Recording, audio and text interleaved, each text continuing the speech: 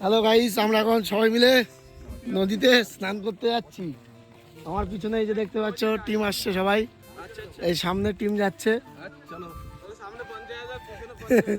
50-50 1 লাখ। এই যে পাথর যেখানে এসেছিলাম প্রথম দিন স্নান করতে, আজকে আবার আসলাম। আজকে আবার একটু সানগ্লাস পিনতে এসছি যাতে থোবড়াগুলো ভালো আসে। লোকেশনটা দেখো সেই লোকেশন। আর আমার ভাগ্নি বলেছে এখান থেকে কিউট কিউট পাথর নিয়ে যেতি। বলছে কিউট কিউট পাথর, মামা কিউট কিউট পাথর নিয়ে যাবো। দেখো সব কিউট পাথর, দেখো কোনো খাদ নেই। আর এখান থেকে পাহাড়, আর ওই দেখো কাঞ্চনজঙ্ঘা এখান থেকে দেখা যায়। আমাদের হোটেলের ওখান থেকেও দেখা যায় কাঞ্চনজঙ্ঘা, এখান থেকে হয়তো দেখতে পারবে, কিন্তু পাহাড় আর মেঘের জন্য আর রোদের জন্য দেখা যাচ্ছে না। তোমাদের একটু জলের সাউন্ডটা শোনাবো, যে এত সুন্দর সাউন্ড, ঘুম এসে যাবে।